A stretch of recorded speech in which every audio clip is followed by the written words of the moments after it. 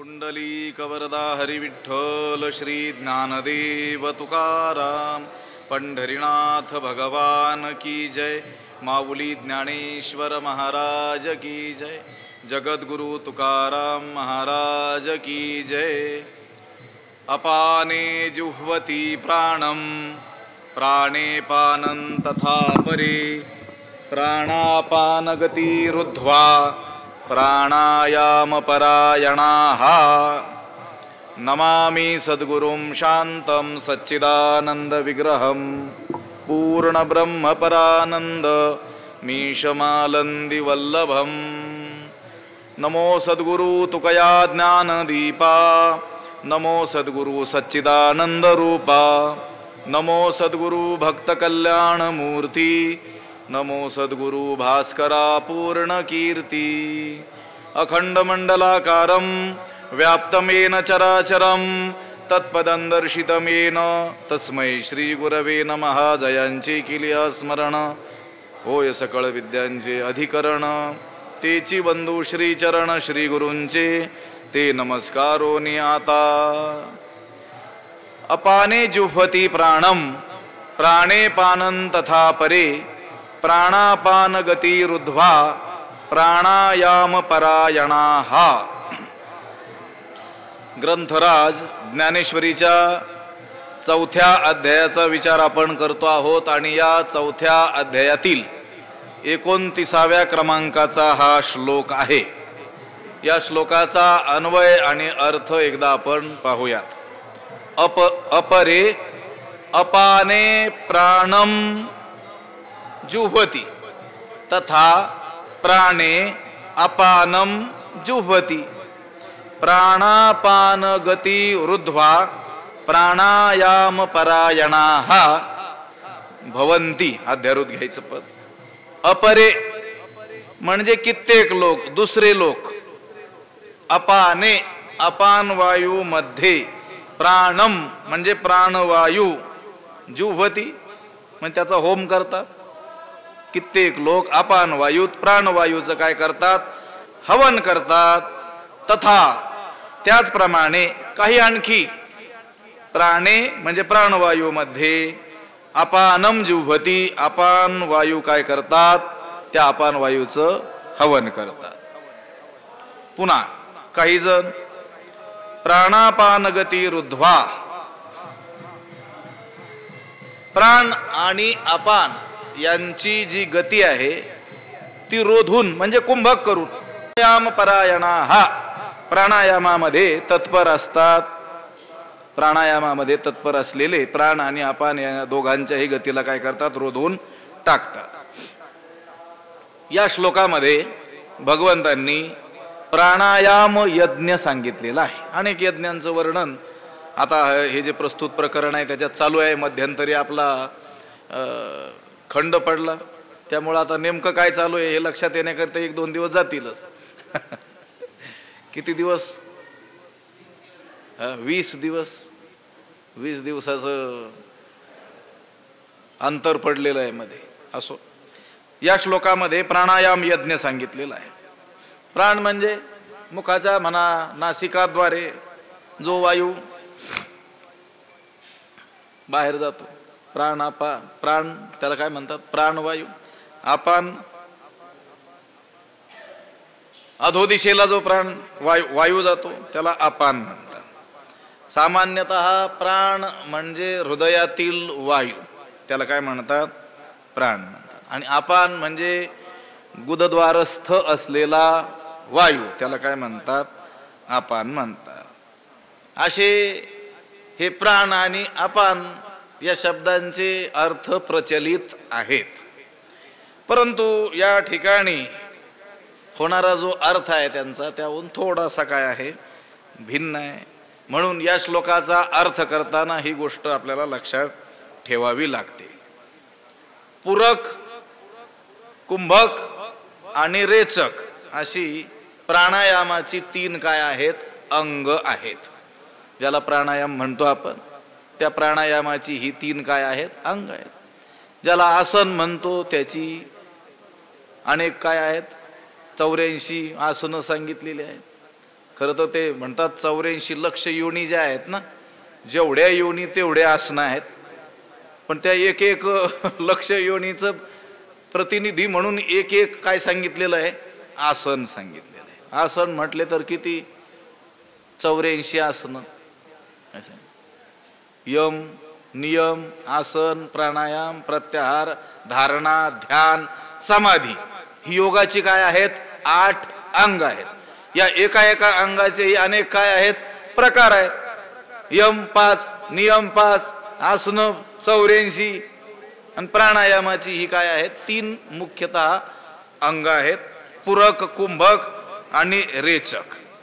आता बाहेरील जो वायू आहे तो उजव्या हाताच्या अंगठ्यानं उजवी नाकपुडी काय करायची, दाबून धरायची आणि डाव्या नाकपुडीनं आत ओढून घ्यायचं, त्याला म्हणतात पूरक.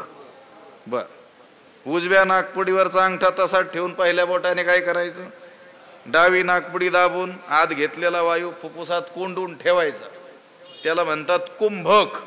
आत घेतलेला वायू तसाच कोंडून ठेवणं. आणि शेवटी नाकपुडीवरचा अंगठा काढून उजव्या नाकपुडीनं आत कोंडलेला वायू बाहेर सोडणं, याला म्हणतात रेचक. एक पूरक, एक कुंभक आणि एक रेचक मिळून एक प्राणायाम होतो. आता सामान्यतः जो पूरक असतो त्याच्या चौपट कुंभक करत असतात आणि पूरकाच्या दुप्पट वेळेमध्ये रेचक करत असतात. ही किचकट प्रक्रिया आहे, जे करतात त्यांना त्यातलं ठाऊक आहे. लक्षात आलं का? हे काय ऐकून माहिती होऊन त्याचा काही लाभ होईल असं काही नाही आहे, ती प्रत्यक्ष करण्याची काय आहे, क्रिया आहे.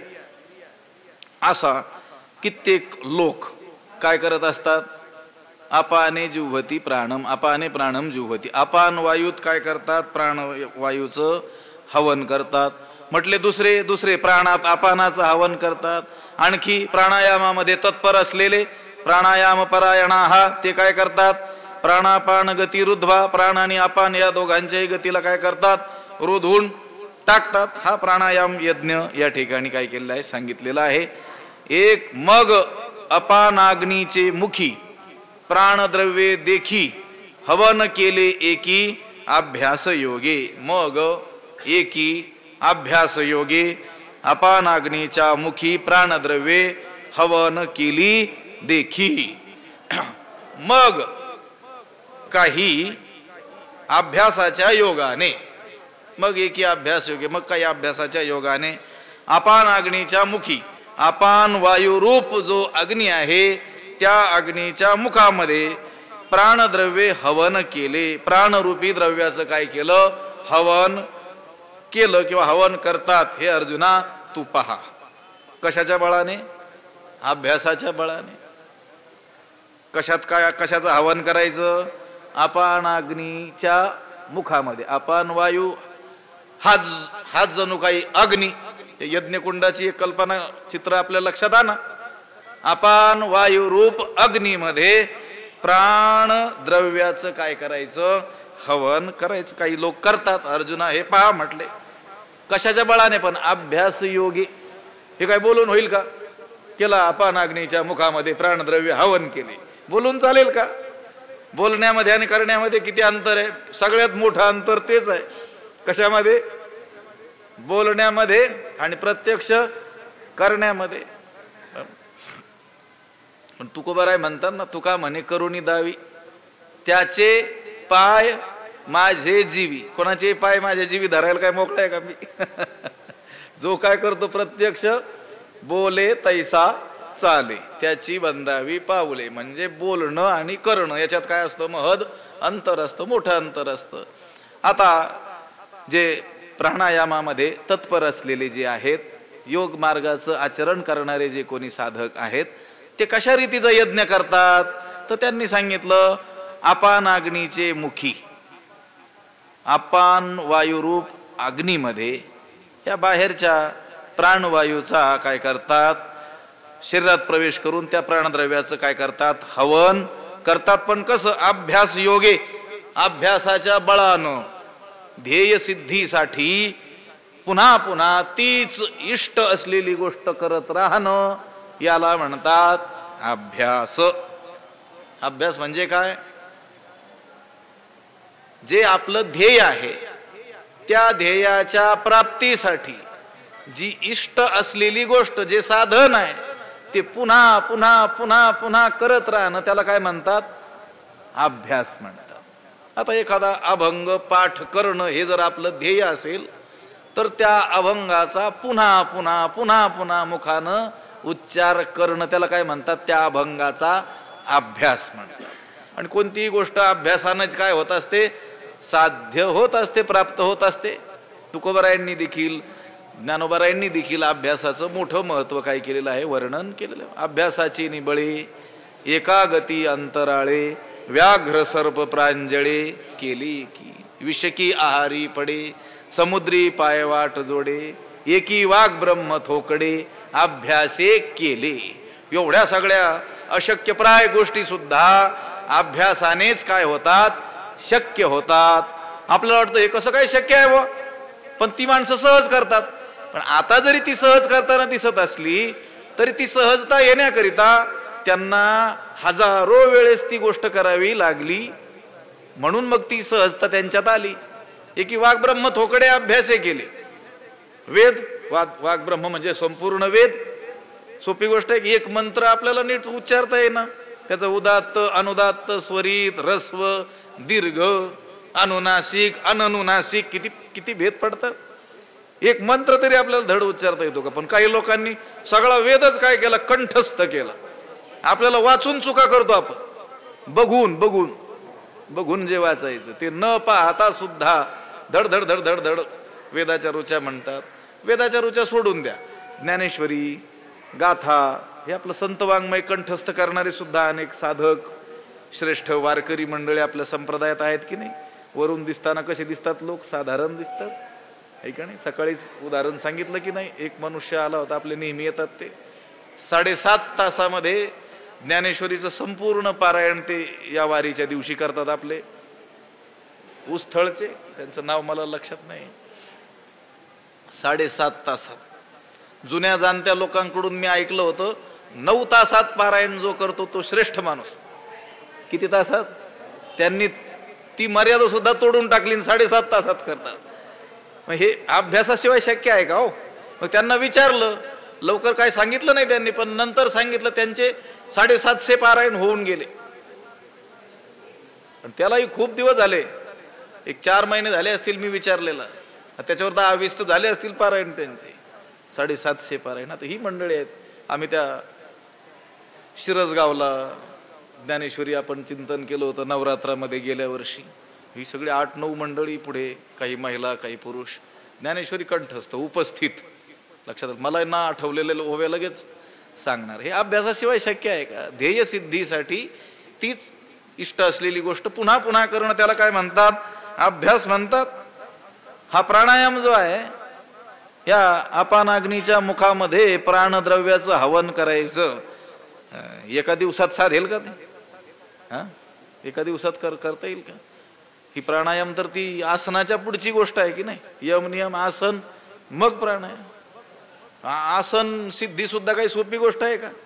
आपण एक अर्धा तास ज्ञानेश्वरी ऐकायला किंवा मी सांगायला बसतो, एका तासात 84 आसनं होतात आपले. लक्षात आलं? आणि मग आसन जय म्हणजे कोणत्याही एका आसनामध्ये न कंटाळता अगदी स्थिर चित्तानं 2-3 तास राहता येणं, त्याला आसन जय म्हणतात. आणि त्याच्या पुढची पायरी प्राणायाम आहे. ती काय एका दिवसात साध्य होईल का? नाही.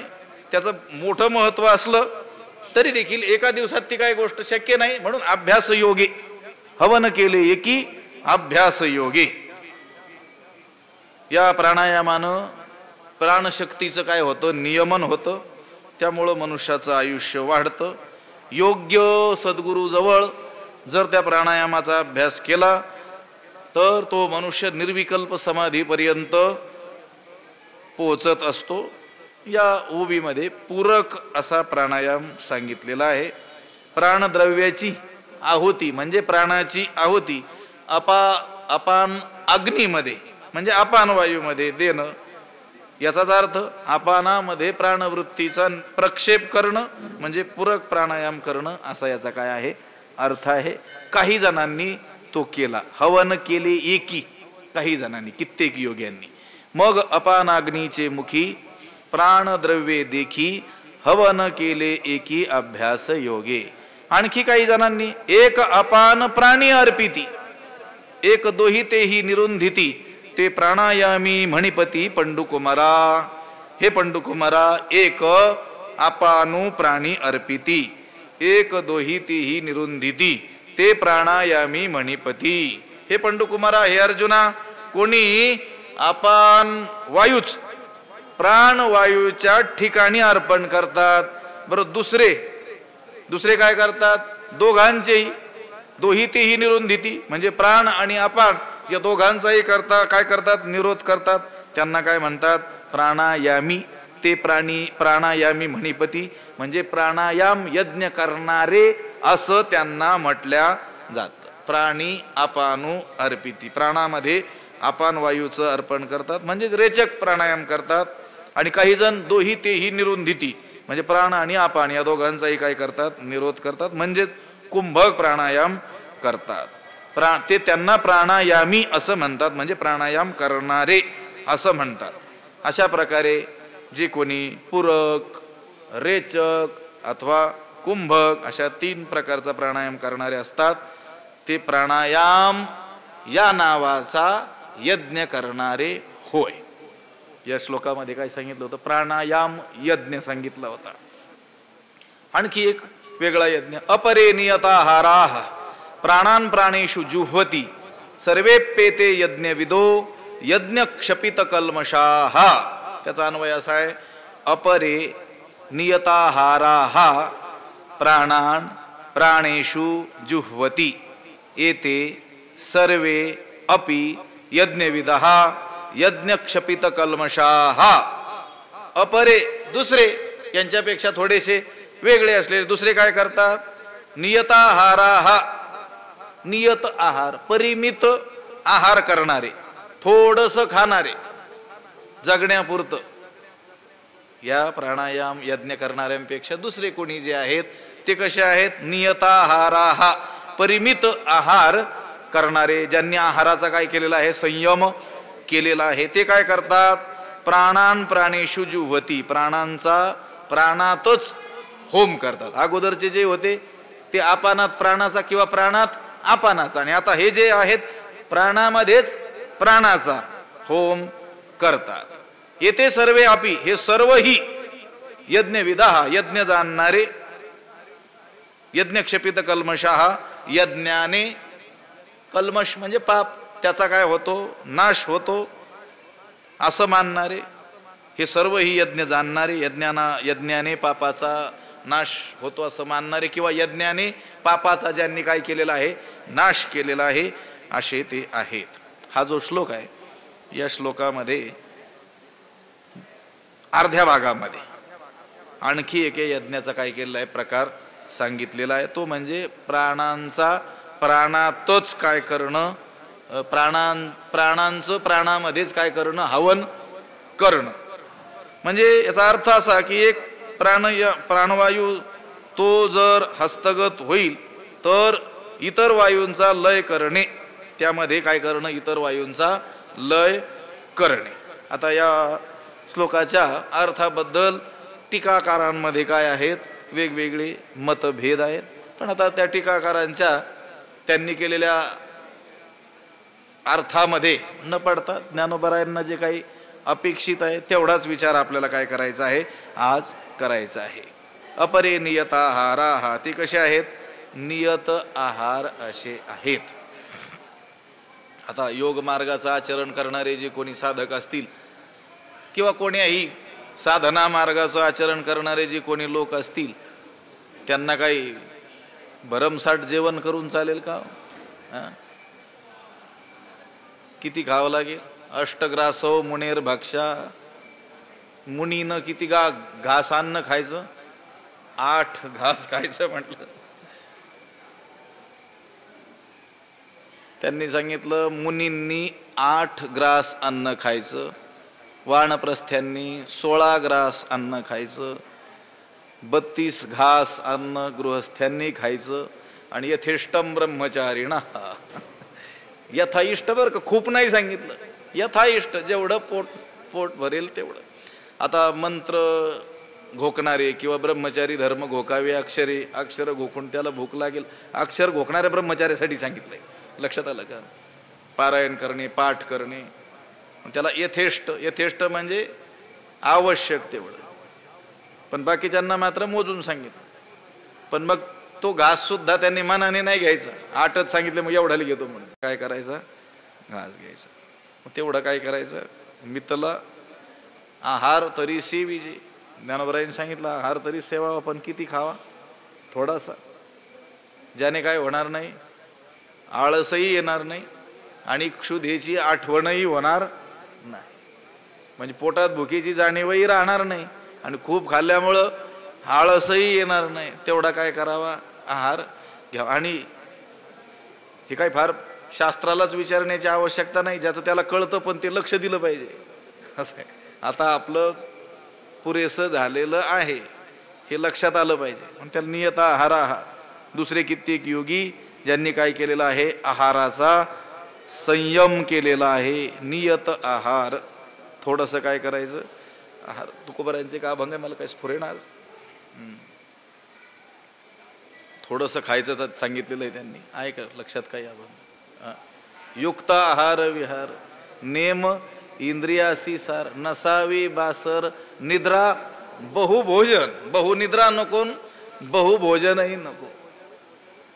किती? युक्त आहार विहार. विहारही आणि आहारही कसा असला पाहिजे? युक्त असला पाहिजे, सात्विक असला पाहिजे. दुसरे कित्येक योगी ज्यांनी आहाराचा संयम केलेला आहे ते प्राणांचं हवन प्राणाच्या ठिकाणी करतात. आणि हे सर्व यज्ञवेत्ते, यज्ञविदा, यज्ञवेत्ते यज्ञ करून पातक नष्ट केलेले असतात. यज्ञ क्षपित कल्मषाहा.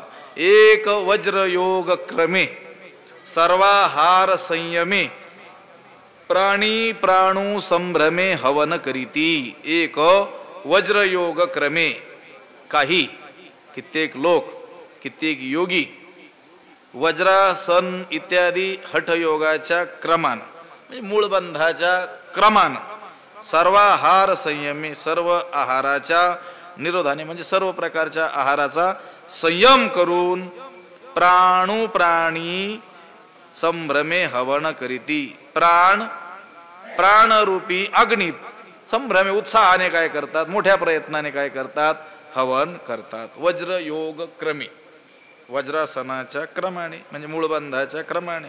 हठयोगामध्ये सांगितलेला जो क्रम आहे, ज्ञानोबरायांनी या मूळबंधाचंच गौण नाम वज्रासन आहे असं म्हटलेलं आहे. अर्जुना हे जाण मूळबंधाचे लक्षण वज्रासन गौण नाम यासी. यालाच वज्रासन असं म्हणतात. त्या हठयोगाचा प्रारंभ जो आहे तो मुख्यतः आसन आणि प्राणायाम याच्यापासून होत असतो. आणि प्राणायाम करण्याकरिता मुख्यतः जे लागतं ते आसन स्थैर्य. मग अशी बोललो मी, आसन जय ज्याला म्हणतात ते लागत असतो. म्हणून ज्ञानोबरायांनी या ठिकाणी वज्रयोग क्रमे असा शब्द वापरलेला आहे. क्रमानं. आता काही लोक अलीकडच्या काळात हे टीव्हीवर बघून किंवा योगाचा खूप प्रचार झालेला आहे हे पाहून प्राणायाम करत बसतात रस्त्याला. लक्षात आलं का? पण तो क्रमाने नाहीये.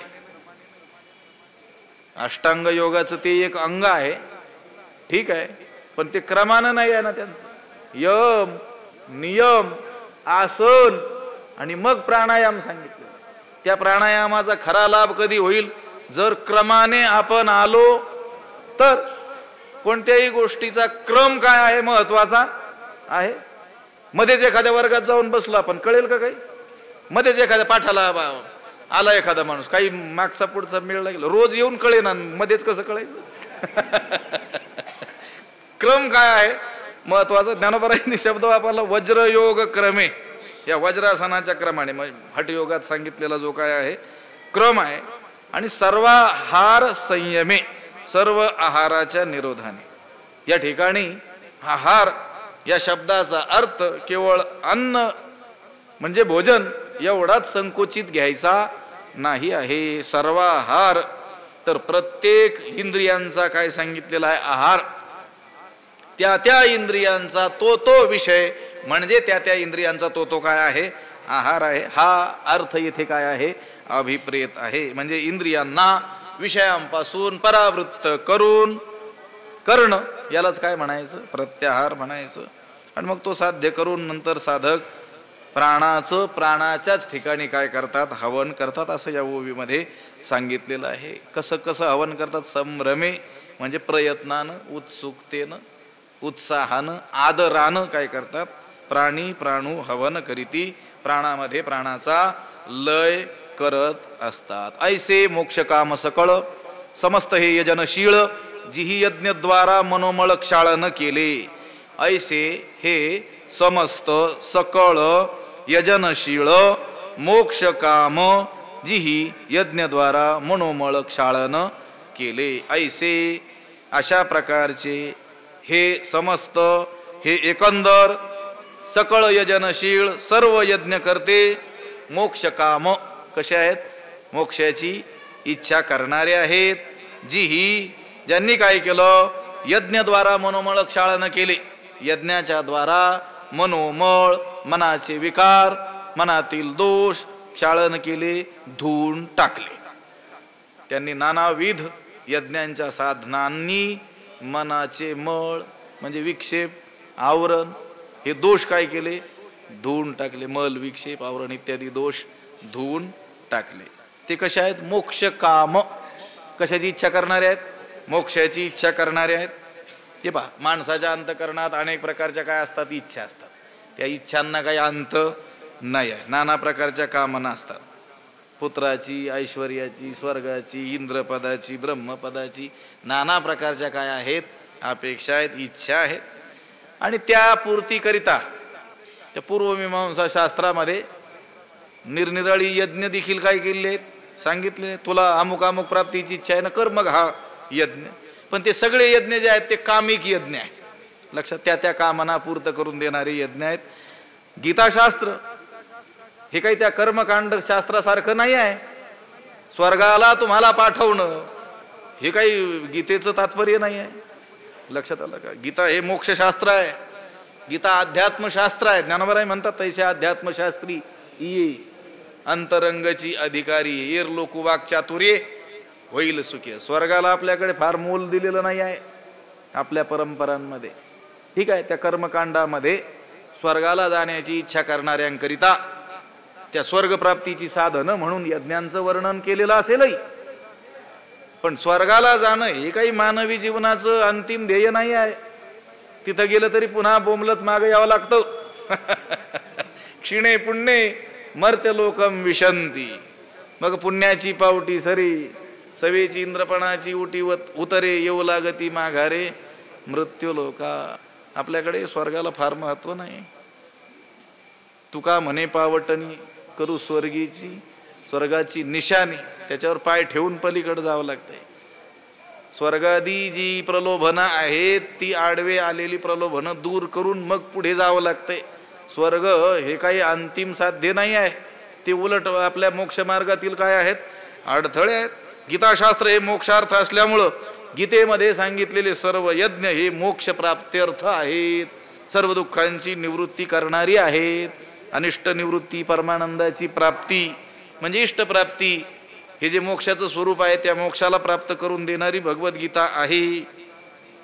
म्हणून या गीतेनं सांगितलेले जे जे यज्ञ अधिकार परत्वे निरनिराळे यज्ञ सांगितले असतील, पण त्या यज्ञाचं अंतिम तात्पर्य काय आहे? मोक्ष. जीवाला त्याला प्राप्त असलेल्या संपूर्ण दुःखाचा समूळ नाश आणि परमानंदाची प्राप्ती करून देणं हाच आहे. म्हणून इथं यज्ञ करणारे कोण?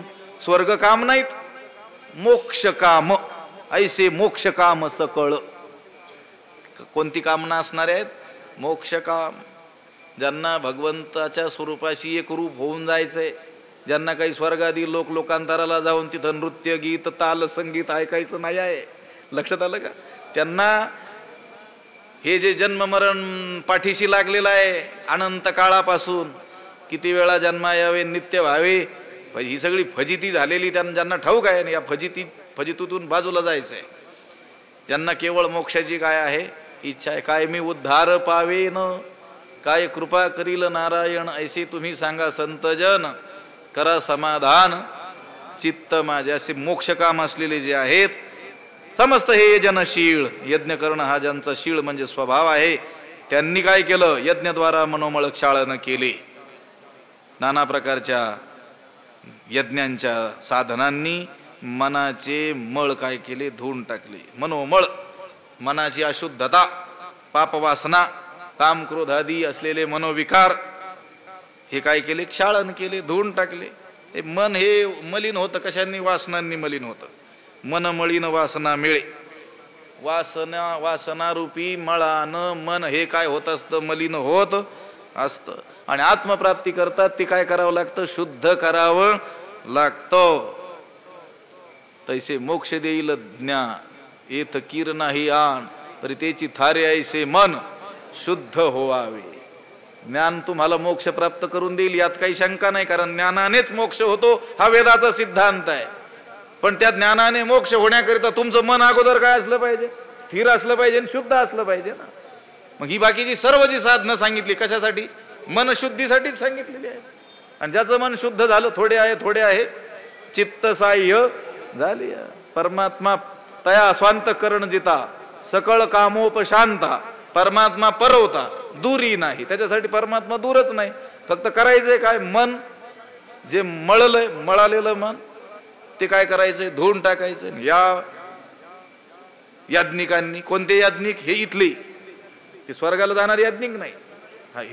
हे यज्ञ करणारे, हे गीतेने सांगितलेले यज्ञ, मोक्षेच्छू, मोक्षकाम असलेले जे आहेत, त्यांनी यज्ञाच्या द्वारे मनोमळाचं काय केलं? क्षालन केलं. जया अविद्या जात जाळीता, जे उरले नित्य स्वभावता किंवा निज स्वभावता, जेथ अग्नी आणि होता उरीची ना. जया अविद्या जात जाळीता, जे निज स्वभावता उरले, जेथ अग्नी आणि होता उरीची ना.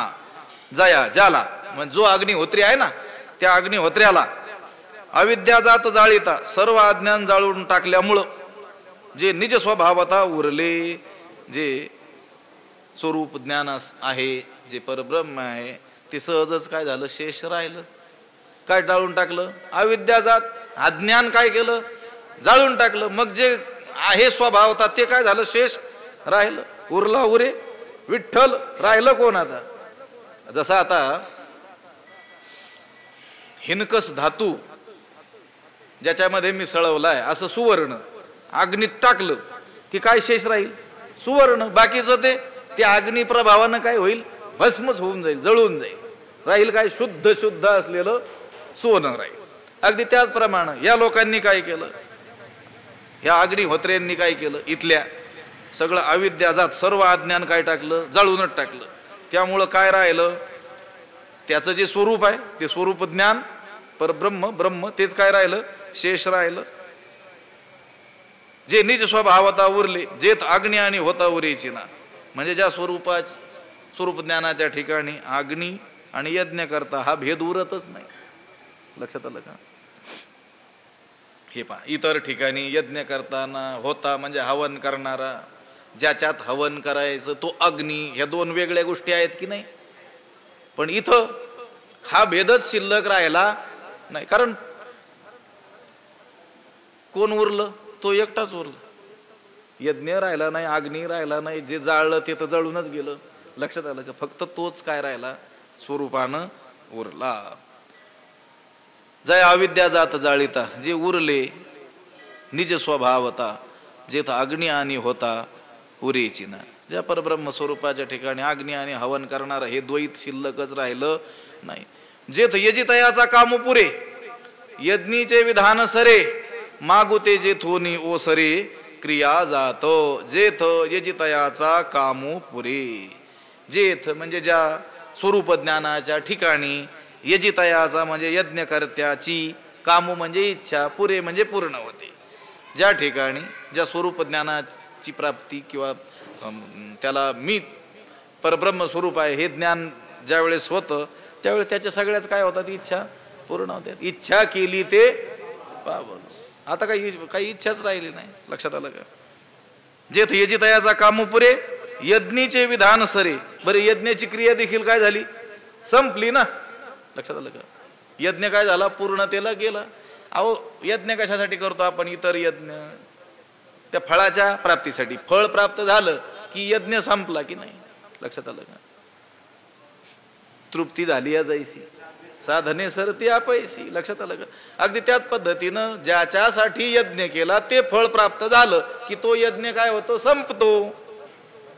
ते यज्ञाची ती जी काही क्रिया विशिष्ट सांगितली ती काय झाली, संपली. आता हा जो यज्ञ करता आहे, इथला यज्ञ करता, तो स्वरूप ज्ञानाला काय झाला, प्राप्त झाला. आता कर्तव्य त्याचं संपलं की नाही.